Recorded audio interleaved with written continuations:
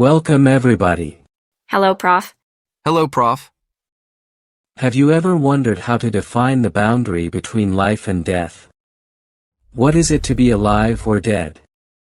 François Xavier Bichat, a French doctor who lived between 1771 and 1802, defined life as follows: life is the set of functions that resist death. Regarding the death, as strange as it may seem, its boundary remains poorly defined. Here is a philosophical dissertation topic for those who like to think. A man in a coma for a year, if he dies without waking up during this period, was he alive or dead during this period? For me, the answer depends on the definition of life. 1. Is life the consciousness of living or having lived?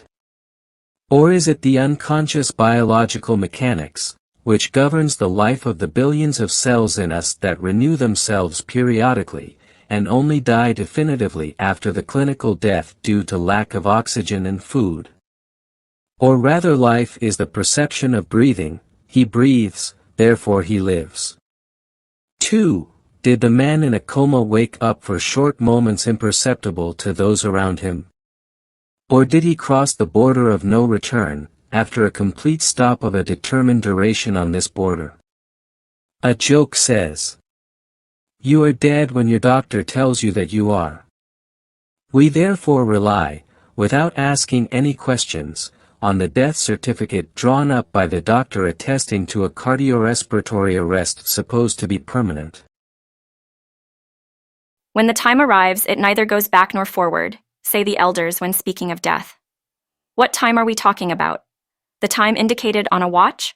Or a boundary between life and death drawn by our imagination under the term time? The time interval more or less precise, for example, as it is often indicated in the autopsy report of a medical examiner. Or what is called biological time. As this notion of time here is as vague as the linguistic variables, developed in fuzzy logic by the American engineer and mathematician of Iranian-Azerbaijani origin Lotfi Zadeh, we can consider that it is all of these at once with varying degrees. Indeed, fuzzy logic is a branch of mathematics and computer science that focuses on the modeling and processing of uncertainty or imprecision in information. Unlike classical logic where truth values are binary, true or false, fuzzy logic allows degrees of belonging to a category, ranging from 0, not at all, to 1, totally. In a post on Facebook some time ago, Prof. Arson said in a parable about life, "We wake up every morning thanks to the gift of life, which God the Creator has raised in us, and which we wind up each time if we pay attention to our health, as we used to wind a clock, until the day when the spring of life breaks or rusts forever, and it is over, we can no longer wind it." The boundary between life and death is like the horizon of a black hole. A black hole is a part of space from which light itself cannot escape according to astrophysicists. The horizon of a black hole is defined as representing the boundary from which the speed necessary for liberation, going back to exit the black hole, would exceed that of light. Therefore, it is the boundary where to escape becomes impossible, because the light can't, and speed of light is impossible for matter to reach according to Einstein's special relativity. The speed of light is a fundamental constant and equal to 300,000 kilometers per second.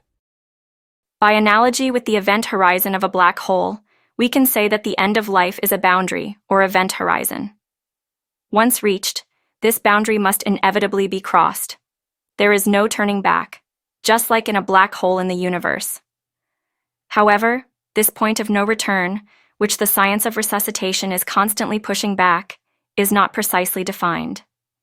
The causes leading to this boundary and the speed at which it is crossed, even if the passage to the other side is inevitable for all living beings, vary from species to species, from individual to individual, and from the place where one approaches this boundary, as well as the human and material means of resuscitation available. Indeed, in the past, the crossing of this point of no return was indicated by the cessation of the heartbeat or the cessation of breathing. Now we can restart the heart and breathing with an electric shock from a defibrillator. We can even use extracorporeal oxygenation, without the need for a heartbeat or lung breathing, and maintain an individual for several days on the border between life and death, with the possibility of returning. According to Stéphane Charpier, a neuroscience professor at the Sorbonne University, today, especially in hospital settings, we have more precise criteria to identify the physiopathological and clinical conditions that herald an inevitable or proven death, but without being able to determine the exact moment of death. These advances are the result of rapid progress in resuscitation, intensive care, particularly artificial ventilation, the sophistication of clinical investigations, and numerous research studies, as mentioned earlier. Indeed, according to Professor Charpier again, as early as the 1970s American states enacted brain death into their medical and legal statutes. A series of tests were refined and amended by the U.S. National Institutes of Health, leading in 1981 to a new definition of death that was quickly adopted in all U.S. states, and subsequently elsewhere in the world. What is a dead person? Well, a person who presents an irreversible cessation of circulatory and respiratory functions, or an irreversible cessation of all functions of the brain as a whole.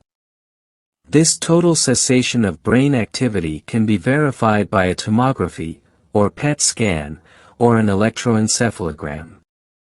This brain void is equivalent to a form of functional decapitation, the brain being anatomically present but unable to function. So, today we look to signs of life in the brain. Only a flat electroencephalogram, that is without any waves, is considered a sign of the passage from life to death without the possibility of return.